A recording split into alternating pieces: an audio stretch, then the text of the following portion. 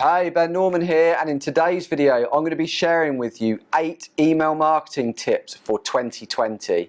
We know email marketing is not dead, and if used properly can provide a massive source of revenue and leads. So let's get on to tip number 1. Stop sending spammy emails that people don't want to receive. Stop sending monthly company newsletters that people don't want to get, that people ignore, that they just kind of sit there. Your open rate's going to drop. That's going to affect you.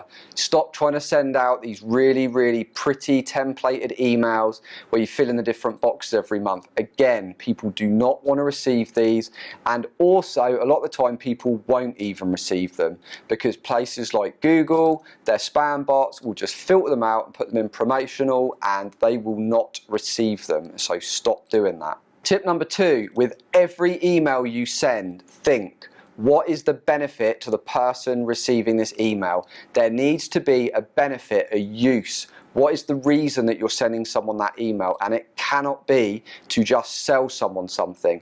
It needs to be linked to a benefit so that people get used to when they receive emails from you, they should open them because there's always something good inside for them. Tip number 3, keep it simple, stupid. Basically, remember KISS. Every time you send an email, keep it simple, stupid. You want to basically be sending out emails that are really simple. Don't overcomplicate them. Don't fill them with loads of imagery. Don't fill them with lots and lots of scrolling to get to the bottom where the benefit is.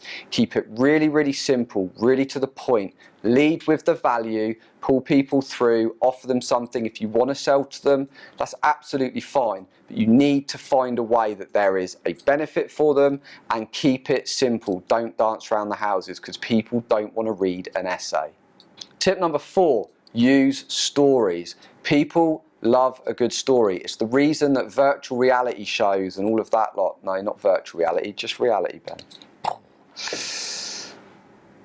Tip number 4, use stories. People love a good story. It's the reason things like EastEnders and the Kardashians are still going. These reality shows are all based around stories, and people want to know what happens. They get sucked into them.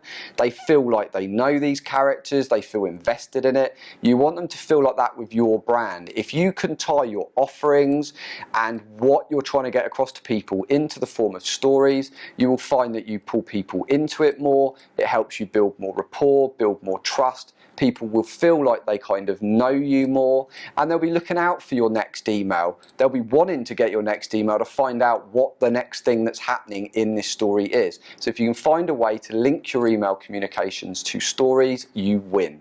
Tip number 5, keep your list clean. List hygiene is key.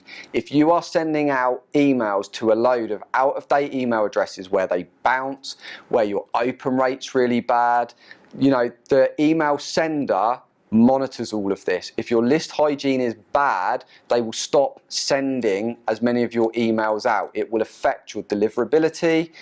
Basically, it is just bad all round. So keep on your list hygiene. Every month, make sure you're looking at your list. Look at who's been unsubscribing. What emails did you send? What can you learn from that? Look at who's not opening those emails anymore. Have they not opened quite a few of them? If so, you need to send them through like a warm-up sequence. Whereas if they don't re-engage, you take them off the list. You know, if you have got any hard bounces, you need to make sure you take those off your list. Your goal is to try and get all of your emails being delivered, and when they are delivered, you want the majority of people to open those emails. Now, you're not going to get people open them every time because stuff crops up, but you want the majority of people on your list opening your email. If they're not, then something's wrong with your emails. Tip number 6, always warm your list up. Build trust. This will massively help. If you try and, when you bring people into your list, instead of just bombarding them constantly with a load of random stuff, you need to take them through like an onboarding sequence. You know, explain to people, you know, what content are they going to get from you? How often? What should they expect? Why should they be looking out for it and opening it?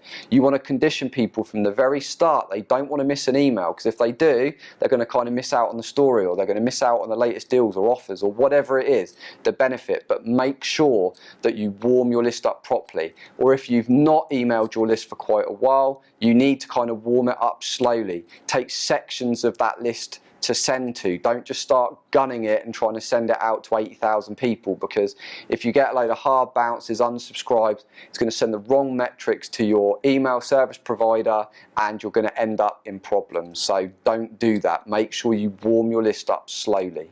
So before we get on to the next point, I'd love to know, are you currently using email automation in your business? Hit yes or no in the comments below, let me know, and let's get on with the next point. Tip number 7, do not forget about GDPR. Yeah, if you're in the EU, you're sending emails, you need to make sure you're following the rules. If people sign up to your email list, you know, they need to specifically tick a box to say that they want to receive email communications from you. You can't have it pre-ticked. You can't just take your email list and go, yeah, I'm just going to sign them up to it. You can't do that. There's fines, penalties, a whole host of bad stuff. Don't do it. Just make sure you're communicating the value of somebody opting into that list. You know, just stress the point. They can sign out at any point. They can opt out of any future emails. That you don't spam, you don't rent their lists or sell their data. You know, just be really upfront and really clear. Lead with value, and people will opt in if the value is great enough for them to give you their email address and opt into your list to say, yes, you can email me. Whereas if you're just saying, we're going to kind of send you the odd email here and there, there's no real value statement. People just won't tick the box. Okay, tip number 8. Workflows. You know, you should be using something like Klaviyo, something that enables you to set up email workflows. So instead of having to go in every time, build out a new email and hit send, you've already built it out. You're continually building out emails in an ever ongoing sequence, so that when people opt into your email list, they go into whatever flow you've set up and they're able just to go through at a frequency that you've set out, and they're automatically receiving emails based on whatever way you've set your email flow up. If you haven't done that, you need to look at email automation. You need to be setting up flows so that you're doing the work once and it's able just to go off, and people are able to kind of segment themselves on autopilot, receive email communications automatically. You know, it's the future of email. You do not want to be just sat there having to hit send every day or every week or every month. So definitely look at email automation. So those are my email tips for 2020. I'd love to know how many of those you're currently using or what you're going to try.